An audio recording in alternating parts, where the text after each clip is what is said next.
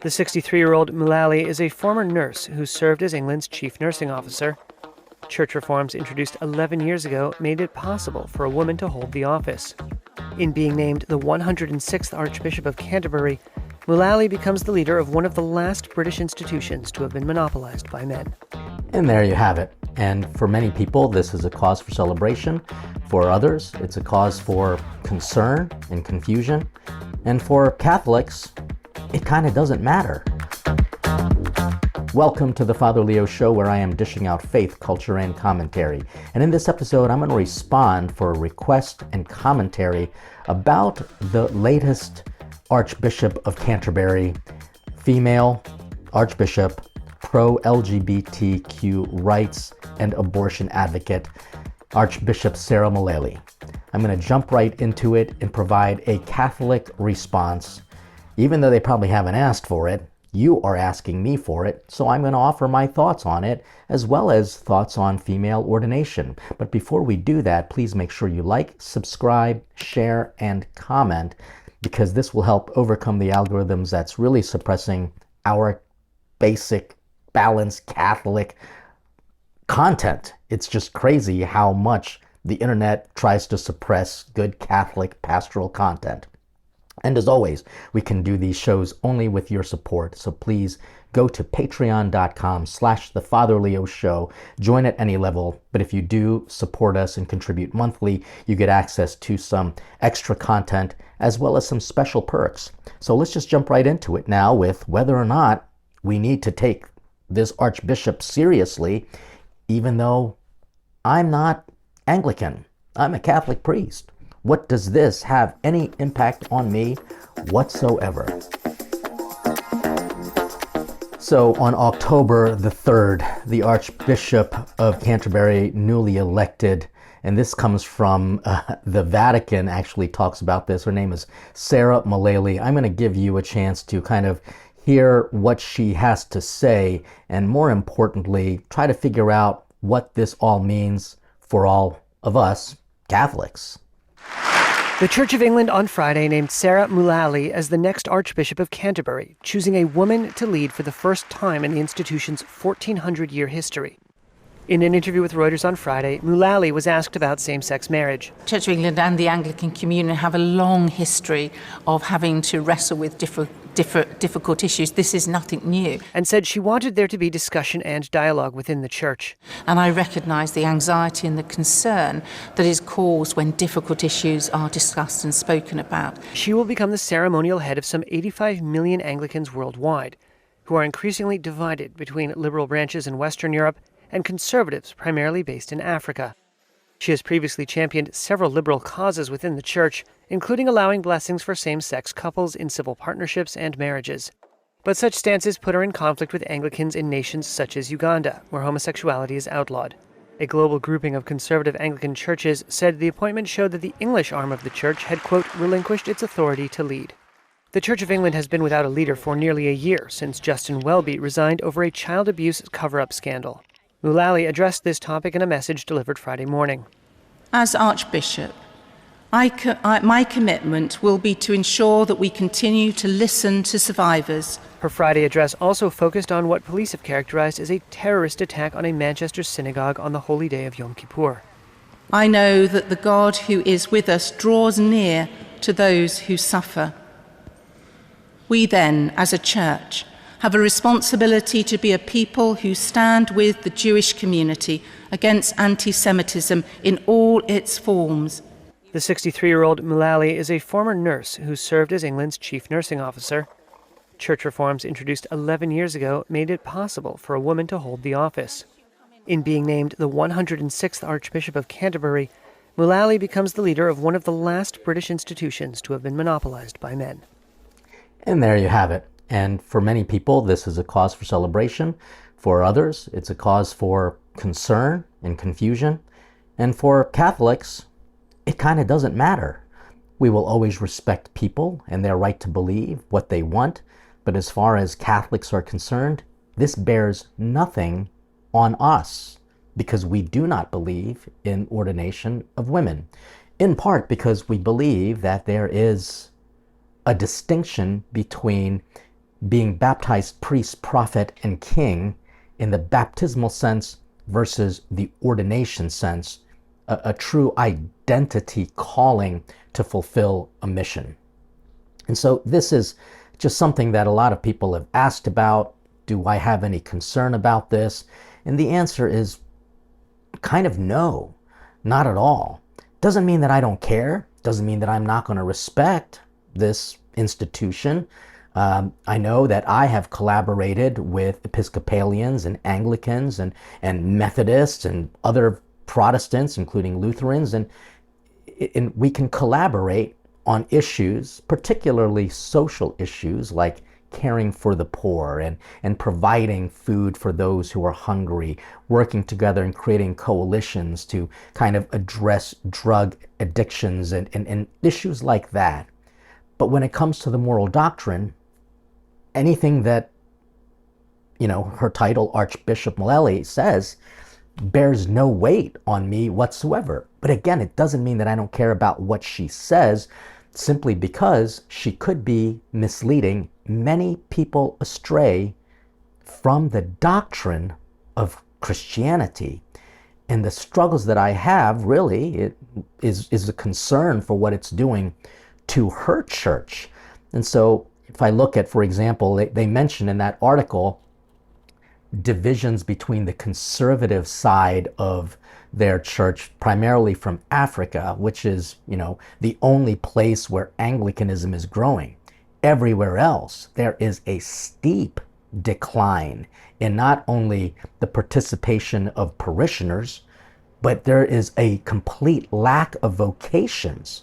So when people suggest that ordaining women is going to be the way that we solve the Catholic Church's vocation problem, they're not looking at data at all, because there are other Christian denominations that can ordain women, and they don't have vocations, and they are losing members to Catholicism.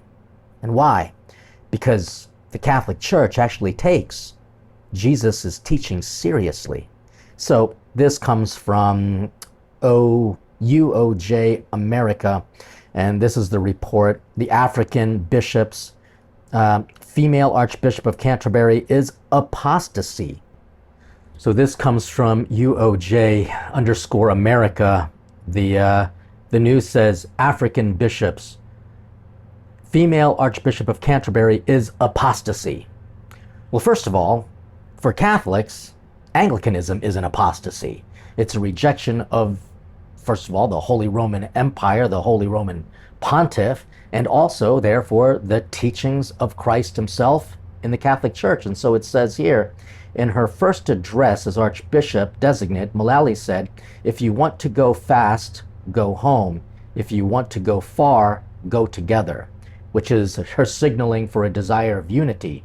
However, her support for women bishops and same-sex couple blessings has drawn sharp criticism from conservative factions. The Global Fellowship of Confessing Anglicans, GAFCON, Global Fellowship of Confessing Anglicans, not quite sure I understand how GAFCON comes from that, but that's okay, I'm just reading the report, representing conservative churches in Africa and Asia, expressed quote-unquote sorrow over her appointment. Archbishop Laurent Mbanda of Rwanda, GAFCON's chairman, argued that a male-only episcopacy aligns with biblical teachings and accused Mullally of promoting unbiblical views on marriages. So now you see how Protestantism in general is all about division, because they don't have the oneness in the symbolic head of a true successor of the vicar of Christ, who Christ appointed as the apostle, Simon, whose name was changed to Cephas, Peter, on which his confession of faith is what builds the unity of the church. And I just think about the scriptures that say a house divided can't stand. And you see this in the sad reactions of the people. But what's troubling is that I find that if we don't take the doctrine of Christianity seriously, the beautiful teachings that are also very challenging, then we start making stuff up We really start making stuff up as we kind of go along. And you see that generally in circles that just want to either contemporize Christianity, not in the Vatican II way of making sure that the church is present in the modern world, but trying to make the church like the modern world. There's two different approaches. You see, Vatican II didn't want to make the church like the modern world. Wanted to make that sure that the church was present in the modern world. And what happened, especially liturgically, was that some people took a lot of liberties. And what did they do? They made things up as they went along. And you saw a lot of liturgical silliness. Now, again, we can have a discussion about the traditional Latin Mass versus the Novus Ordo, which should not be seen as one versus the other, but expressions of the one faith, in the same way we have different rituals, whether it be the Byzantine ritual or the, just different rituals. So in this case, it seems as if Archbishop Mullally wants to make the church like the modern world, and therefore you have stuff like this. I saw this article, which is kind of strange. This comes from Art News, and this comes from an October 10th article. Canterbury Cathedral graffiti art installation divides the public. Everything beautiful is just torn down. And so here's what happens here.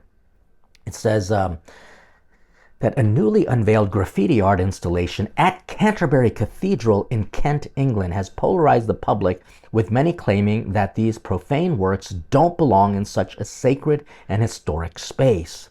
The installation was made by the poet Alex Vellis and the curator Jacqueline Cresswell, the latter of whom previously oversaw the installations at Salisbury Cathedral.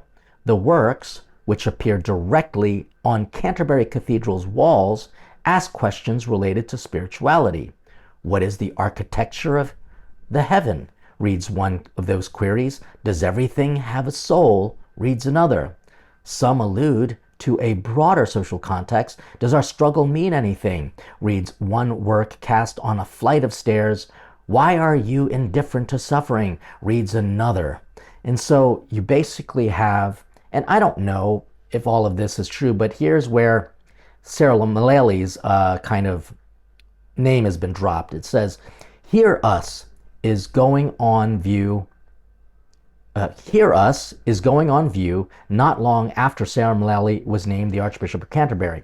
Her appointment has been controversial among conservative Anglican bishops who have denounced some of Mullally's views, most notably her position that same-sex couples should be allowed and continue to receive blessings from the Church. Hear Us is not yet fully installed. It formally opens to the public on October 17th. And what is this Hear Us thing? Obviously it's the result of community workshops that centered around the question, what would you ask God? And they do this by way of graffiti. So they just basically take this Hear Us movement and just start putting graffiti up on the walls in the Cathedral of Canterbury. Yuck. I mean, so if people ask me, how do I feel about this? I feel sorry for Anglicans. I really do. Because their church is not only divided morally, they're divided even in just what church is supposed to be. You see, it looks now like church is just, the inside of the church is no different from the alleys of some city where people will do everything and anything. And I'm sorry. I think that some of the cathedrals that I've seen that are Anglican are quite beautiful. And to deface it like that, someone should put a stop to it. But it seems to me that maybe Sarah Mullally will encourage it, because she's already encouraging other things that are contrary to the faith. And what is it doing? Well, you can tell by the fruits. By the fruits you will know them. And so the fruits so far have been confusion, people accusing the other of apostasy, or politicizing the other group's position. Perhaps Sarah Mullally will excommunicate. I mean, I'm using these terms, these are Catholic terms, but they can imagine all they want that they have these excommunicative authority powers of these African bishops who are not in union with her. But is it her, or her opinion, or her vocation to lead this Anglican community to Christ? It's a very confusing thing. This is the fruit of what happens when we automatically assume that a female archbishop is going to solve the church's problems, or that ordaining female priests to the Catholic Church can solve the problems. It's not. It's going to create more problems. And this is a perfect example of that. Hey everyone, Father Leo here. You sometimes see me in different settings because I sometimes have to record with my team as I'm traveling. And I want to invite you on some of my travels. You may know or may not know that I do a lot of pilgrimages, and next year I've got some great trips lined up. I'm going to places like Northern Italy, in Switzerland, Spain, even doing a Greece tour, even thinking about doing a mission trip as well as a tour pilgrimage in the Philippines, and also going to Danube River for a Christmas market tour in 2026 before Christmas time, so you can get all of your Christmas gifts then. And it just requires you to learn about us at platinggrace.com/travel. In fact, you can even get some of my resources there as well. So thank you for being a part of our Father Leo Show community. God bless you, and stay hungry for God. Now, we all know that in Christ there is no east, west, male or female, north or south, slave or free. We know that. That's basically a theology of equality, that we are all equal in our dignity.